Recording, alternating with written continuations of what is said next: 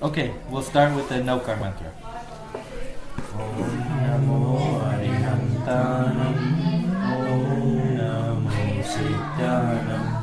Om Namo Ayariyanam. Om Namo Vajrayanam. Namo Lui Sabasahunam. Esto Panchanamo Karo. Sarva Pava Vanasano. Mangalanam cha Sarvesim. Paramam Havai Mangalam. Paramam Havai Mangalam. So last week we talked about Nirdra, which is the eradication of karma. And this week we're going to step back a little bit and talk about karma. Actually, it's not out of order because Nirdra is more important than understanding what karma is. This is going to be in chapter 17 of the book. It's in the description of karma is in the... Yeah, you can just push it in. Yeah, there you go. The description of karma is in chapter 17, the Bandh chapter. We all remember what Bandh is. Bandh is the binding of karma to your soul. And what we're interested in is four things when karma binds to your soul. The nature, that is, which of the types of karma bind to your soul. The quantity, that is, how many karmic particles bind to your soul. The duration, which means how long does that karma stay bound to your soul. And the intensity, which is when that karma is ready to come to fruition, that is when you are ready to suffer the consequences of your good and bad deeds, what will be the result? So those are the four so-called aspects of bondage. So first of all, taking a step back, who remembers what karma is?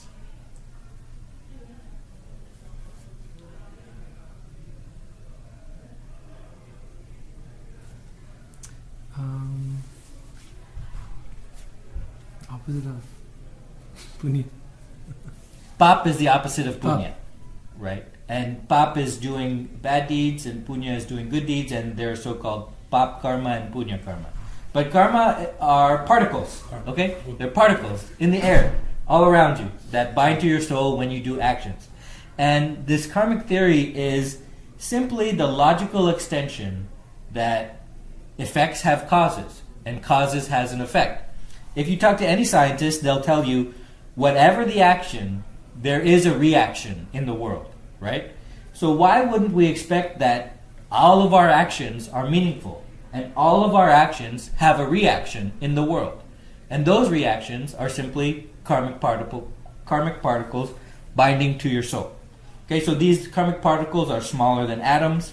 And so it's very scientific in that respect. I think a scientist would say somehow that's beautiful and somehow that's elegant. Well, of course, all of your actions have a reaction in the world. We just don't know about them. Science doesn't know about them, right? So there are 8 types of karma. They're divided into 2 subtypes, Gati karma and Agati karma. Gati karma are those karmas that obscure the properties of your soul. The book, when you read it in the book, it defiles the properties of your souls. And so that's kind of strong language, right? It defiles the property of your soul. And I thought that was a little strong, right? I thought that it should be, well, maybe it obscures the property of your soul. But I think it uses that, hey, come on in. We're talking about karma today. Okay, I got a book for you. I left it in the kitchen. I'll be right back. Oh, no problem. How you doing? Good morning. How are you? Good.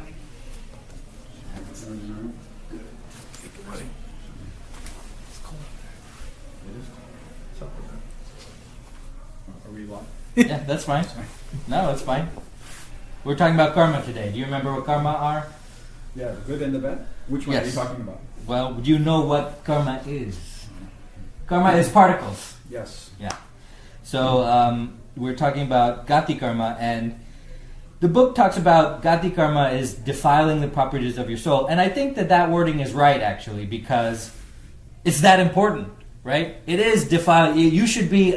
It's that important. You should be mad that karma is defiling the properties of your soul, because your soul is who you are, and these things are tainting you. So it's not obscuring the properties of soul, it's defiling the properties of your soul. And then the 4 agati karma are ones that affect your body. There's another way to think about it, one we learned in Patsala class is gati karma is bad only.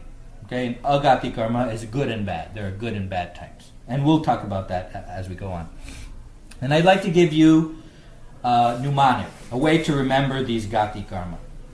So the 4 gati karma are mohaniya karma, which is deluding karma, nanavarniya karma, which is knowledge obscuring karma, darshavarniya karma, which is perception obscuring karma, and antaraya karma, which is obstructive karma, or obstacle creating or energy sapping karma. So we're on chapter 17. And so here's a little mnemonic to remember it by. Okay, so mohaniya karma. Imagine that the world is a forest, and you and everybody in it is in the forest, and it's dark and deep, and everybody's lost.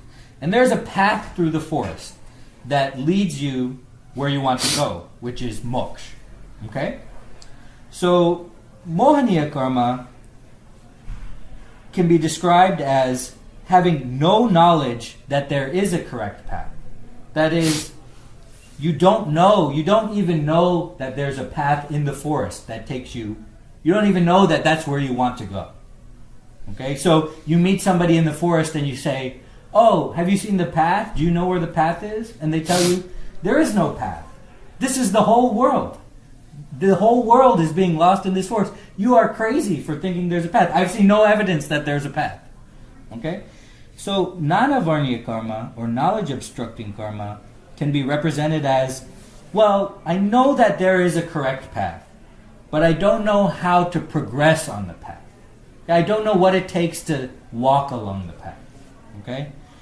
Perception obscuring karma, or darshanavarniya karma, is I'm not able to physically see the path. That is, I'm walking along the path and sometimes I don't see it anymore and I get lost. Like, it's about physically seeing with your eyes, not about knowing how to walk along it. It's about, I can't physically see the path, okay?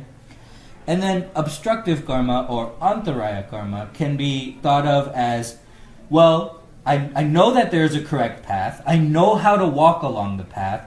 I can see the path most of the time. But now I see the obstacles on this path. For example, there's a big wall, and I can't get past it. I don't have the energy to climb the wall. Okay, I don't. There's all these obstacles, and I don't have the energy to overcome them. So that's a mnemonic you can use to think about these gati karma. So now, based on that description I gave you, who can tell me what the worst one is? First one, yeah. Right, like not even knowing that there's a correct path is the worst, because you're wasting your life. You don't know what you're doing. You think there's nothing there. You don't know where to spend your energy. That's why mohaniya karma is called the king of all karma, because it will, if you have too much of this one, you don't get anywhere close to getting rid of these other ones. So, agati karma, which we'll talk about more in detail, the 4 are vedaniya karma, or feelings, nam karma, or determining the state of your body, gotra karma, determining the state of your life or status, and ayusha karma, which is determining how long you live. This is a very nice chart. We talk about what happens when... For the gati karma, remember, it defiles the nature of your soul. So the nature of your soul is to have perfect knowledge, perfect perception, unobstructed bliss, and perfect faith and conduct. So when you have knowledge obscuring karma, the result is that you have incomplete knowledge. When you have perception obscuring karma, the result is you have incomplete perception. When you have vedaniya karma, the result is that you feel happy and unhappily, which is what you don't want, right? Remember, we don't want to feel happy and we don't want to feel unhappy. And when we have faith and conduct obscuring karma, or mohaniya karma, we have wrong or imperfect faith and imperfect conduct. The other ones are, ayusha karma, when you run out, you limit the cycle of birth and death. When you run out of nam karma, you achieve formlessness, you don't have bodies. When you run out of this gotra karma or family karma, you achieve complete equality. All the souls in moksha are equal. There's no higher status or lower status.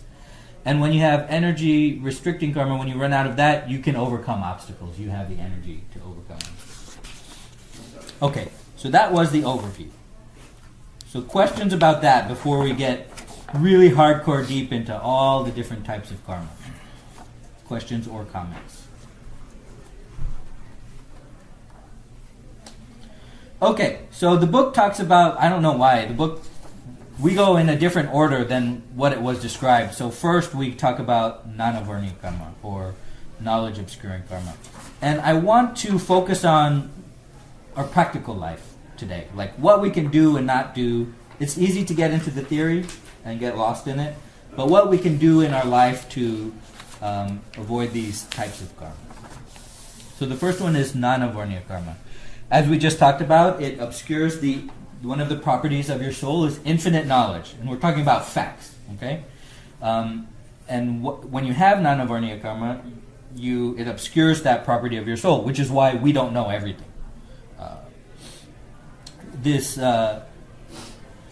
If you have less knowledge obscuring karma, you can learn things easily, and if you have more, you have problems learning and retaining that knowledge. So there are 5 types of nanavarniya karma: Matinyan, Shrutinyan, Avdinyan, Manaprayaya Nyan, and Kevalnyan karma. Okay, so first one, Matinyan, or empirical cognition knowledge obscuring. So this is about the knowledge you acquire using the senses and your mind. So if you have more of this knowledge obscuring karma, then you acquire less. You're able to learn less with using your mind and your senses. So, and if you have less, then you're able to learn more. So the second one, Shuta nanavarniya karma. This is understanding words, writings, or gestures. So if you have less, then you can remember and understand things after reading them one time. And if you have more of this type of karma, it takes you longer. You have to reread things, you have to go over things, and we all know, what does that do? That wastes time, right? And time is our most precious resource. The third one, clairvoyance, or avdinyan karma. This is about, if you have more of these, you can't see things beyond what your normal eyes can see. So it is the property of the soul that you should know what's going on outside of this room, even though you can't see or hear or physically sense any of those things. Your soul knows that. But because you have this karma, you don't experience clairvoyance. So when you get rid of this karma, you will experience clairvoyance. The celestial and infernal beings, our heavenly and hellish beings, they have this knowledge by birth. They don't have any of this karma. So that way they can see what's going on in our plane of existence. The fourth nanavarniya karma is telepathy obscuring karma, or manaprayaya. You can know them. One of the properties of your soul is to know what other people are thinking, know what other souls are thinking. But the reason you can't do that right now is because you have this karma. The fifth one is keval nanavarniya karma, or omniscient knowledge. One of the properties of your soul is to know everything. The reason you don't know everything is because you have this karma. So, the effects of having nanavarniya karma are ignorance, inability to understand, inability to learn, illiteracy, and stammering. So you can see, based on our previous example, when you have a lot of this karma, you don't know how to progress upon the path. Because you can't read books like these, and you can't understand them, and it's hard for you to do that. So this is about you know that there's a path, but you don't know how to progress along the path. So these are things not to do. Condemn knowledge, scholars, enlightened people, show laziness, contempt, or displeasure in studying and learning, show any disrespect for knowledge and knowledge-related things, tearing off the pages, burning papers, and throwing books around. This is why we treat books with respect. This is why in our culture, gurus are revered. Gurus are sometimes a more sacred word than king sometimes in our culture. So this is why. How do you shed nanavarniya karma? You shed it by worshipping knowledge, paying reverence and respect to gurus and teachers, respecting your books and scriptures, and studying books regularly. So questions about... We're going to kind of go through a little bit faster today because there's so much to go through, but I'm still happy to answer any of your questions. And if we don't get... if we have a good discussion, I'd rather have that than try to get through it all in one day. So feel free to ask questions. Questions or comments about Nana-Varniya karma, the first type of Gati karma. So one of the things I do every morning when I do my prayers is the what we do as the Panch Gnana Kamashna. That's Mati Gnan, Shuddha Gnan, Manapara Gnan, Keva Gnan, Abdi Gnan. So I guess this helps me to understand that. I was doing it, right, but not recognizing the fact. I was doing the Gnani Puja. It's in my mind, and now it seems like it's the I guess the roadblocks that I'm recognizing in my way, that these are different kinds of obstruction for gaining knowledge. Right. And so this helps to understand what I'm doing. Hey, come on in. Sorry. No problem. I was being drawn over there though. Yeah, there's a program going on, right? Yeah. They're like, no, you gotta be here. So today we're talking about karma. So we just covered the first type, Nana-Varniya karma. So what do you do with it? So there's 5 kamashna that you give, called Nana Kamashna. And we do it, and we're trying to get kids into doing that. And like first one is, for example, if I give it Samkita Shraddhamantane Upanyogdan Prakash, Padmo Padkanch Pehana, Bhavdari Ulas. And then you do a kamashno, Shrutagnan, Matigan, Vignan. So again, after that you do 5 things. एक एक खमाशनो एक पहलू बोलो एक दोहा बोलो ने एक खमाशनो बीजू दोहा ने बीजू खमाशनो एवरीते पांच जे छह ने but again I've been told to do, so I do it, and I get the kids do it. One other thing we do is also, or try, as kids we are taught कि suppose कोई book ने अपने पॉग लगी जाए क्या तो अपन ने पहलू लगी जाए तो we do कि so again, one other thing is it's somehow we're dishonest or disrespecting the book. Right. So we're trying to do it ourselves and kids as well, but this helps to understand the reason behind it. Sure. And remember, all the kids want to know why. They're like, why? Why can't I step on a book? Or why? It's so weird, right? But this is why. And so when you do it now in the morning, that specifically you're talking about each one of these types of karma. And that will remind you throughout the day, right? Now that, there are these subcategories, and this is why I do that, right? Other questions or comments on Nana-Varniya karma? So moving on, as I say, this book is out of order now, so we're talking about Darsha-Varniya karma, or perception obscuring. Remember, in our little mnemonic, this is, I know there's a correct path, and I know how to progress upon the path, but now I sometimes don't physically see the path. That is, sometimes it disappears, okay? So that's where perception obscuring karma comes in, is that it obscures the powers of general perceptions of the soul. Not Nana-Varniya karma, not what you know, but what you can perceive. And there are 4 plus 5 types.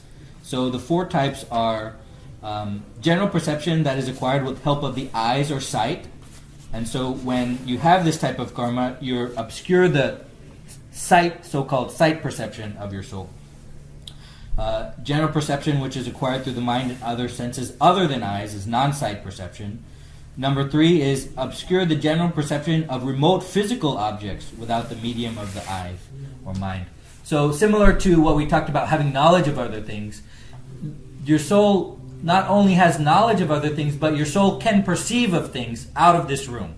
And the reason you don't experience that right now is because you have this type of karma. You can't perceive actions that other people are taking out of this room. But you should be able to, but your soul is defiled by this karma. And so the 4... Yeah. That makes me think one thing. For all of us who have seen Mahabharata, there was a guy, Duryodhana's father's advisor, who could see what's happening in the battlefield, sitting in the palace. Right. So, if it's really true and somebody has done enough of their obstructions, then they could see it, right? It might not be just a myth, or that somebody can see it sitting in the room, what's happening out in the battlefield. Absolutely. That's true. And it's the property of every one of us. We all have that ability, which I want to stress to you. Because sometimes when you read this, you talk about like, oh, this is somebody else or this is going on. But this is a property of you. And you should be mad that these properties are defiled by these karma. And it's your own fault. And then you start realizing it's your own fault. And then you feel really guilty about it, right? Is that like when you have a dream and you're like, hey, it feels like this is... No, future? it's not dreams. No, it's no, not about sometimes when dreams. you... yeah. Dreams is your subconscious. Like let's say something happens, you're like, how come this feels like I've... Deja vu. Yeah, right? Right. And Felt like it may have happened happened over night, of course, or something. At least that's what I feel. Right. I feel like, I don't know when it happened or when I would have seen it, but it feels like I've thought about this before. Right. I do not believe that deja vu is a property of any one of these karma. I think that is just a kind of a brain thing that happens to you, where things feel familiar because when you experience... I don't actually know why deja vu happens, but I don't think that has anything to do with this. So the fourth property, the fourth type of darshana varniya karma of the 9 is obstructing the power of the soul to realize perfect perception, or keval darshana varniya karma, that is similar to keval gnana varniya karma. And so we said 4 plus 5, and the other 5 has to do with sleep. How, of course, our most valuable resource is time, and sleep is the enemy of time. So this is how much sleep affects your life. Number 1, inducing sleep from which you can wake up easily. Number 2, more difficult to wake up. Number 3, you sleep while standing or sitting. Number 4, you sleep while you're walking.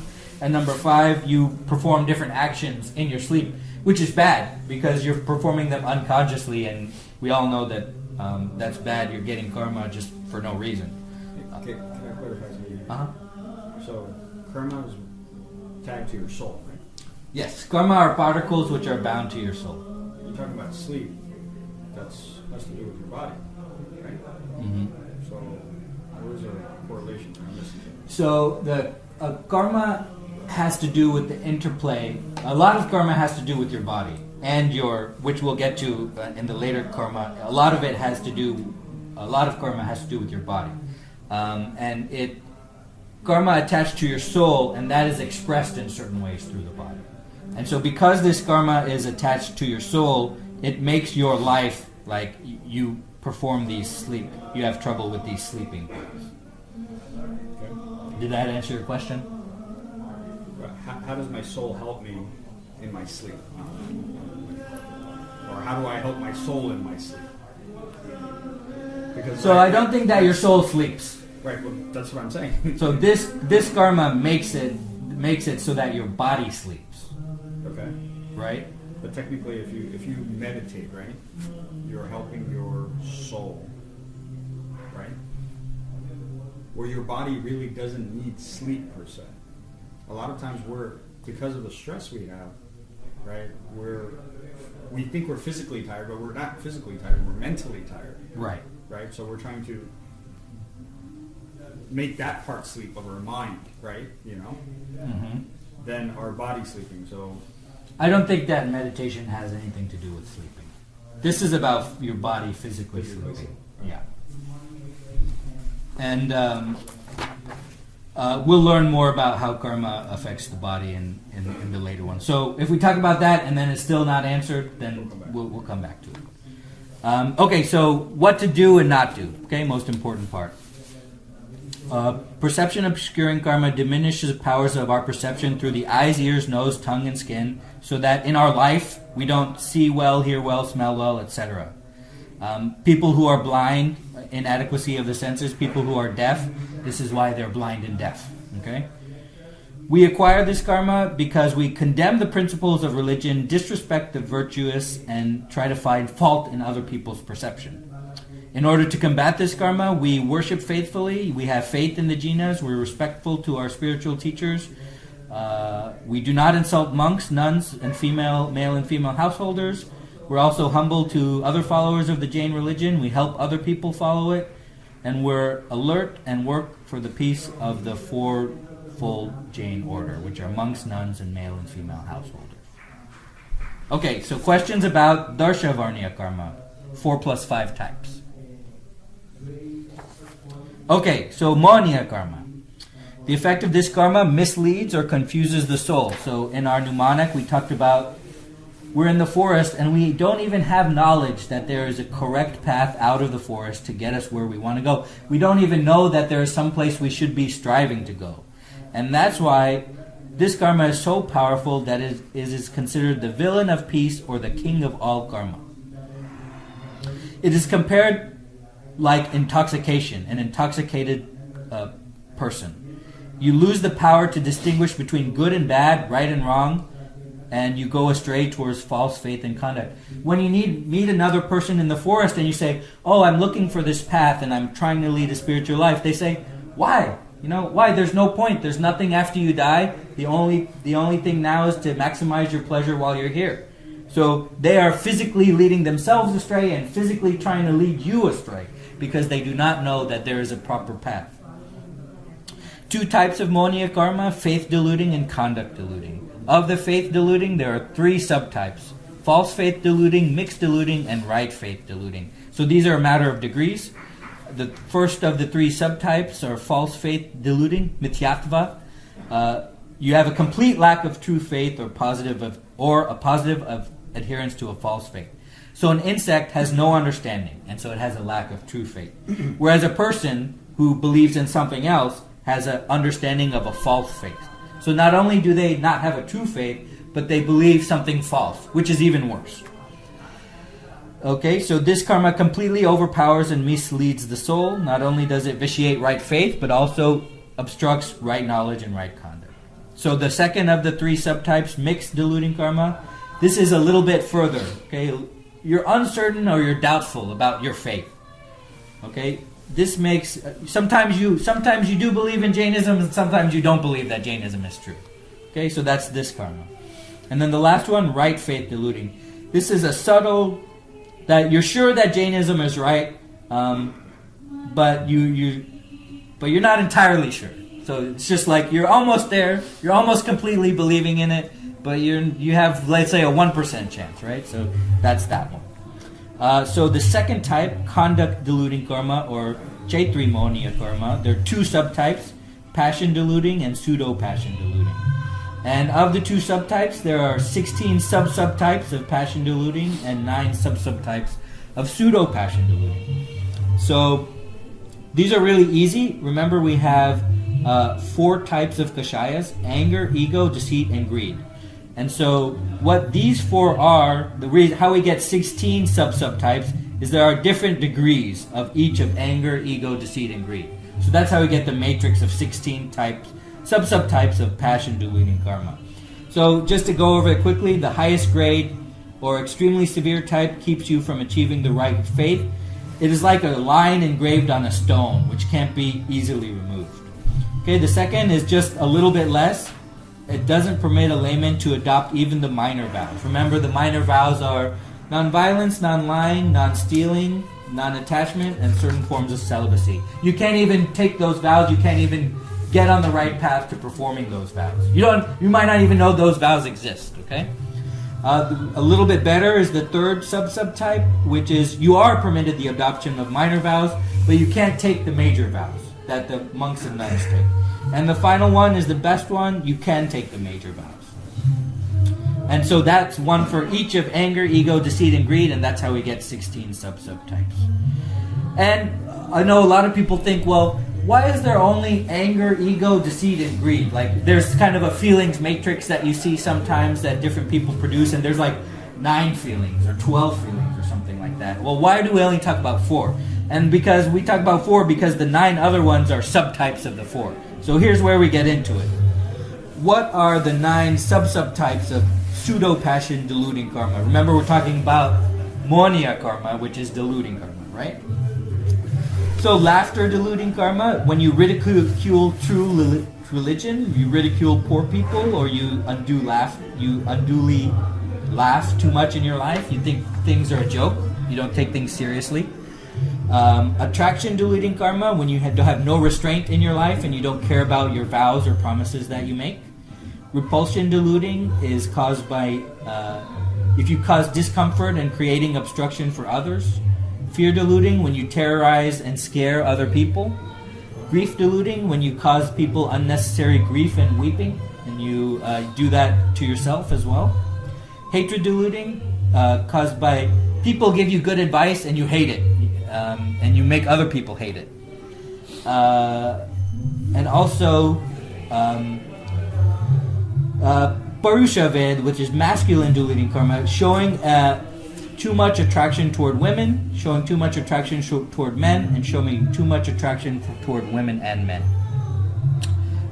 So we take a step back. Remember that Moniya karma makes it so you can't differentiate good from evil, from inauspicious acts to auspicious acts.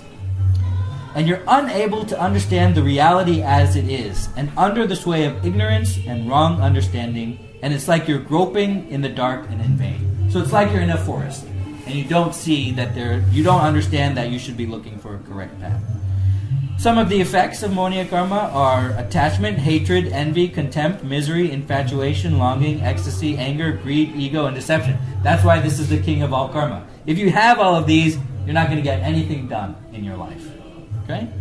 How do we stop Moniya karma? We treat gods and preceptors with respect. You do not have attachments. You do not become overexcited. Do not become irritable, furious, greedy, egoistic, or deceptive. You observe virtues such as honesty, humbleness. Remember, we talked last week, humbleness is the most important one because that leads to all the other ones. You practice contentment, straightforwardness. And you practice many religious activities, including worshiping spiritual teachers and performing austerity every day. So we kind of went through that one quickly. There was a lot to go through.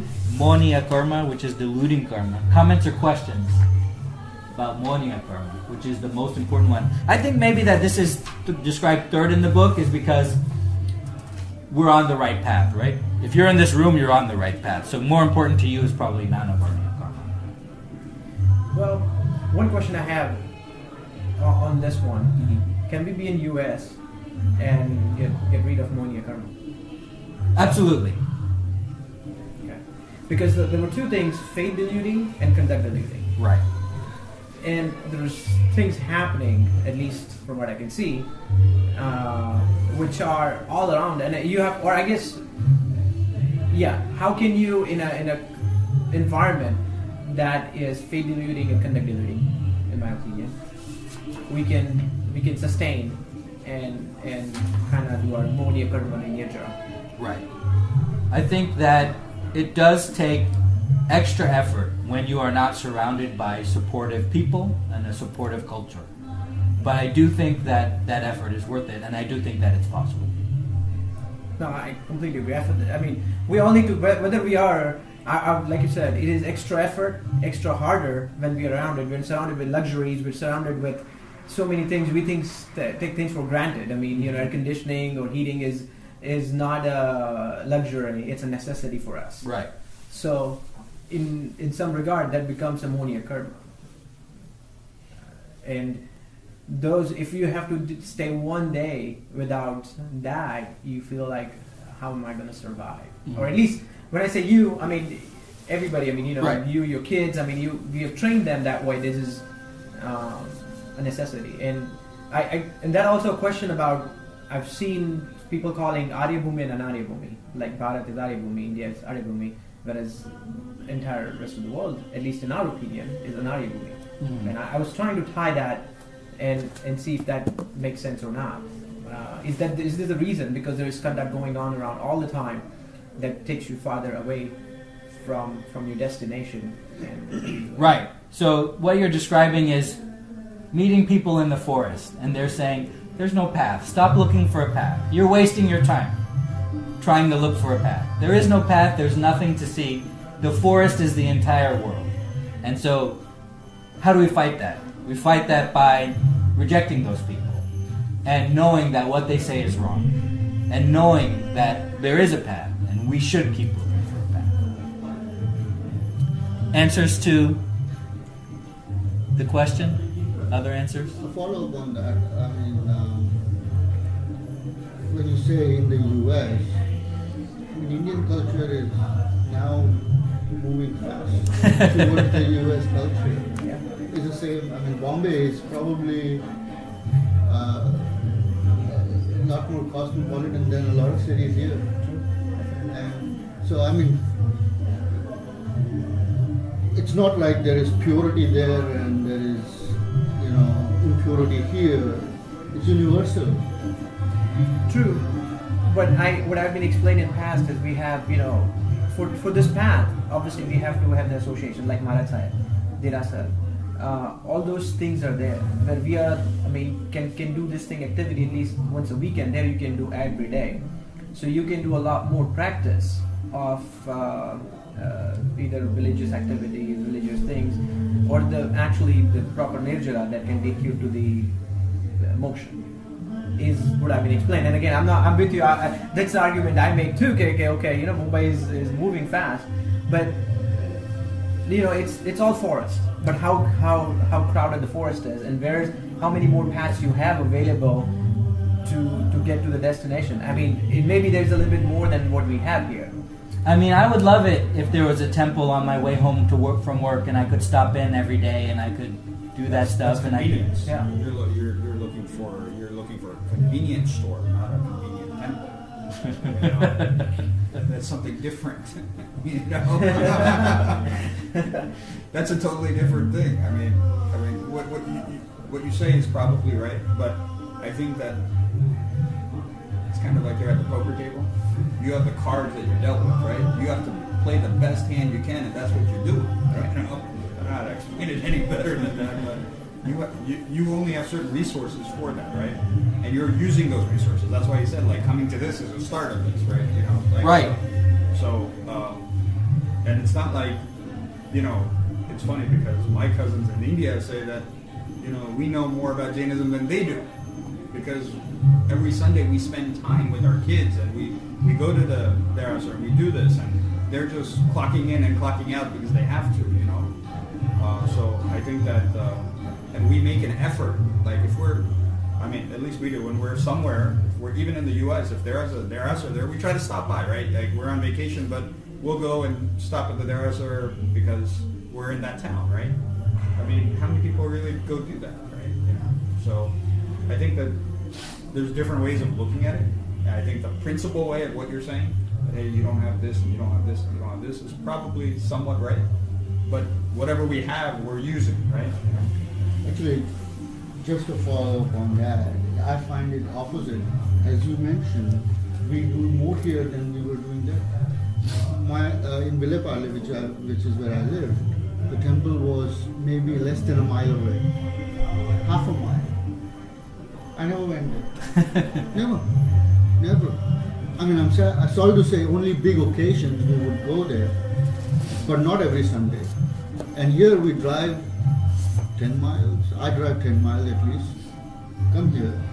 So it's a personal choice we make, regardless of the surrounding, of what we want to do. Most residents of New York have never seen the Statue of Liberty. Because they can always go the next weekend. They can go whenever they want. But they end up never going. They can see it from where they are. So next is Antaraya Karma. So remember, we're on the 4th Gati Karma, the 4 out of 8. And so with Antaraya Karma, we know that there is a correct path. We know how to progress on the path. We can physically see the path, okay? But now there's obstacles in the path. And we don't have the energy to overcome the obstacles. So we're stuck. There's like a big wall in this golden path in the forest. We finally found everything. And now that there's this big wall, and we're stuck. And we just lean our back against the wall, and that's where we are for the rest of our life. So what could that mean? So let's talk about that. Remember, one of the properties of your soul is infinite energy. So this karma saps your energy. The reason you don't have infinite energy right now is because you have Antaraya Karma. So it's responsible for all the obstacles we face in our life. So the 5 types are not being able to give things to deserving people, such as charity. Not being able to profit in spite of your efforts. Okay. Not being able to enjoy things like food that have one-time use. I think that's a bad example. I don't think this word is right, enjoy. I think it's not being able to be content with things. But the point is of just these consumable objects, not being able to be content with them. The fourth one, not being able to enjoy things which are used repeatedly, like housing, clothing, cars, etc. I think that again is the wrong word. I think is not being content with these repeat things that you can use. And the fifth one, not being able to use and profit fully by your own power or attainment. So now we see the picture of like your efforts are for naught because you have this karma. That is, you don't have the energy to overcome these obstacles. You can't enjoy life. You can't enjoy, and if you can't enjoy these things, that saps your desire to continue down the path of spirituality. So for example, like exercise. You have certain goalposts, and when you meet those goalposts, you're like, yeah, okay, I can lift this much, and that gets you to keep going. Or I can run this long, and I feel good about it, and that gets you to keep going. But imagine that wasn't there. Imagine you said, oh, I can run a mile, but you got no joy out of that fact. Well, would you try for 2? No, you wouldn't. So imagine you have these things, you make so much effort in the progress of your spirituality, but you can't enjoy them, so you become demotivated to try to progress further along the path. You accumulate this type of karma due to the obstruction of your worship and other spiritual activities, obstructing others from doing penance, service, practicing devotion, or giving charity, not giving charity, causing loss to others, and obstructing others' food and water. The effects of this karma are you cannot perform penance, you're too lazy, and you're too weak. Even if you have the desire to travel on the right path, on the account of excessive obstructing karma, you would not be able to do so. You can shed this karma. So all of these are opposites. So I'm going to say the same thing twice, as I've been doing. You can shed this karma by giving to charity, sharing knowledge, helping monks and nuns, encouraging others to give to charities, encouraging and helping others to do penance, and showing benevolence. Okay, so we're done with the Gati karma. Questions or comments on the 4 Gati karma, which are the defilement of your soul. Or sometimes we learned in Patsala that these were bad only. The next karmas are going to be more about your body, your physical body, and they're good and bad, both. Wasn't there one which dealt with body? Yes, Nam karma, body determining. We're about to discuss that. No, one, I thought we already talked, where we said... The sleeping? The sleeping. And Yeah. then you also mentioned, let's say somebody is blind. Right. It was because of the... Right, so these dovetail with each other. That's for certain. Some of these affect similar on things. that question, let's say somebody is blind and it's because of those karmas. Right. Even somebody accepts that, let's say. So you just deal with that issue of you being blind because of those karmas and then move forward with what? You move forward like everybody else as best you can.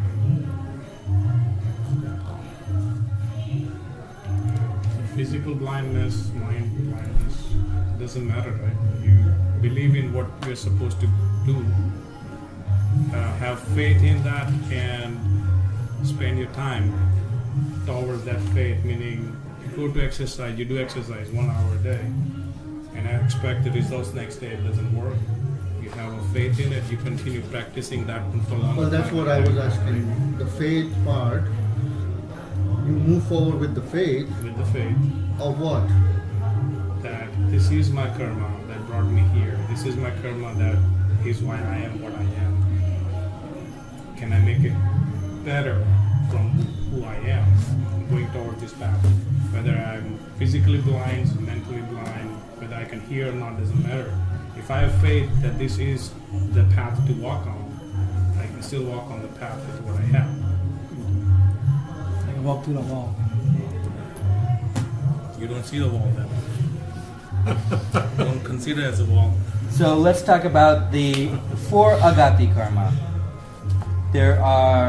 We already went through an overview, so let's get right into Vedaniya karma, which is feeling pertaining. The 2 subtypes, or 2 types of Vedaniya karma are pleasure pertaining and pain pertaining. Remember, no external object makes you happy or unhappy. We talked about that at length over multiple classes. There's no inherent pleasantness or unpleasantness. So this karma simply serves as a prop to reinforce whatever feeling is being karmically produced at that moment. The reason you perceive some things as pleasurable is because of this karma. The reason you perceive some things as pain is because of this karma. There's no inherent pain or pleasure in any action or anything that happens to your life. Pain pertaining karma is acquired by causing pain to others, obviously, harassing others, killing others, causing others to worry, and making others miserable. Pleasure pertaining karma. Okay, so remember we're talking about good and bad, right? So good and bad are all bad, remember? Pap is bad and punya is bad, remember? So pleasure pertaining karma is acquired by being compassionate toward all living beings, not causing pain to anybody, making others happy, helping others, giving others protection and peace, and sharing with and comforting others. So, right? We shouldn't be doing these things, right? But it's better to be doing these things than the other things, but you're going to get karma even if you perform good actions. So, well, you might as well perform good actions until you can start performing no actions, right? You can shed pain-producing karma by offering comfort, kindness, help, protection, and peace to others. Questions on Vedaniya karma? So the feeling that we produce sometimes, let's say, unpleasant feeling. So that's our karma producing our feelings and not somebody else. That's right, because your soul doesn't have any. Your soul is absent of kashayas, rag and dvesh. Okay, so your soul doesn't have any feelings. Your soul is in complete equanimity. So the reason that you feel pleasure or pain is because of this karma. Correct.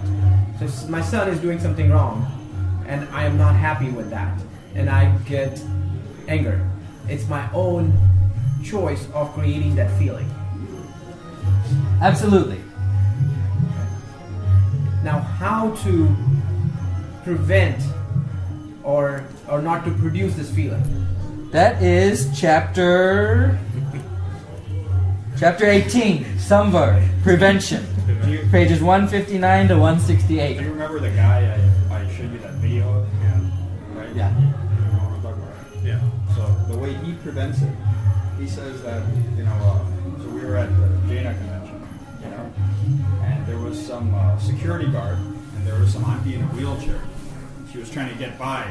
The guy's like, hey, you can't go, She's like, no, I'm going to go, And this scuffle-butt happened between these two people. And he watched this whole thing.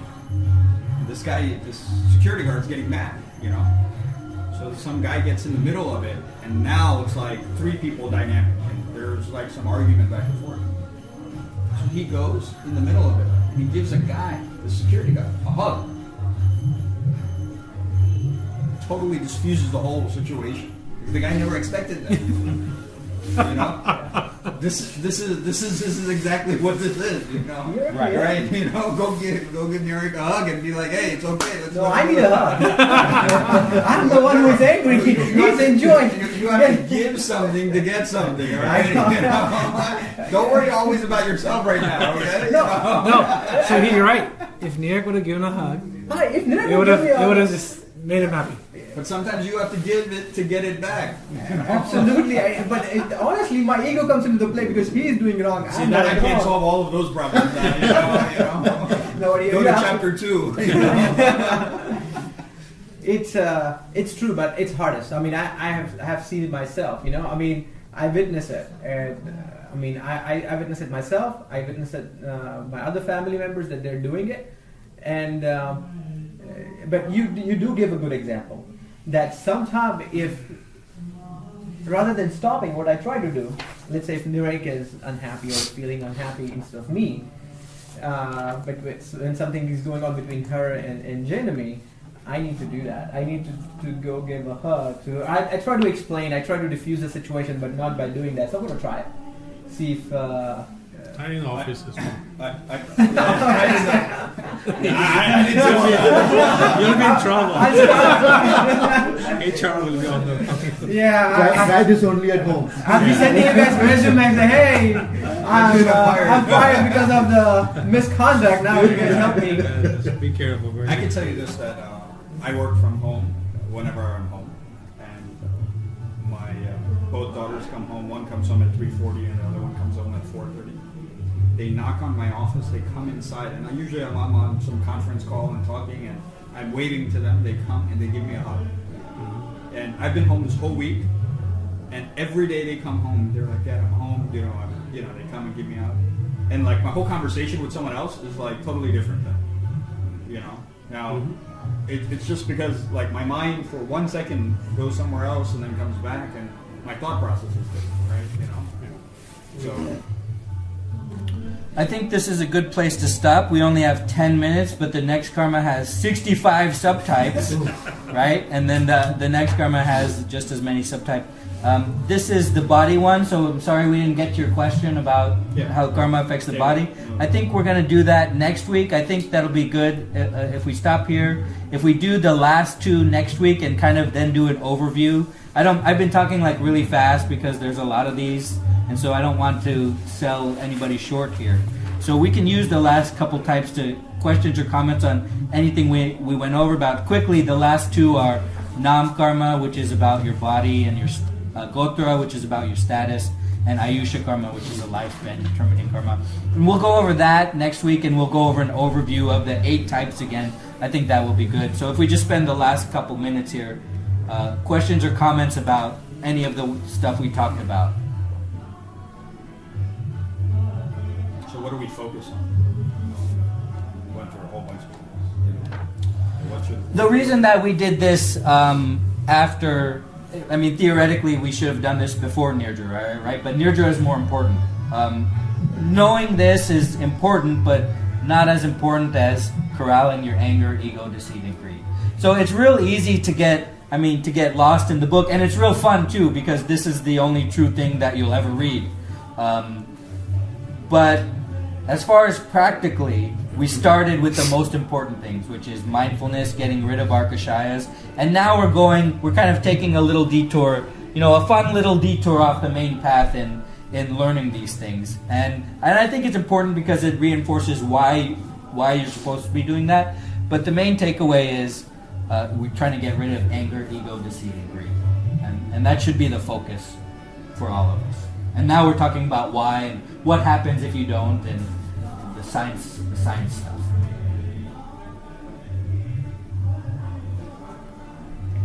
This is very intriguing. I mean, everything circles, and right. It looks a pretty book, pretty vast information or knowledge to an extent. But when we are able to close the loop, it helps. Right, and now we see it's important that we teach our kids the rituals and the stavans and the stutis. And now, just like you had a realization, we hope that our kids, when they come to understand these, they're like, oh, this is why I learned the Nokar mantra. This is why it's so important. And oh, this is what these people are talking about. And so hopefully that kind of gives you many, many epiphanies as you start reading the book. Anybody crack open the book at home?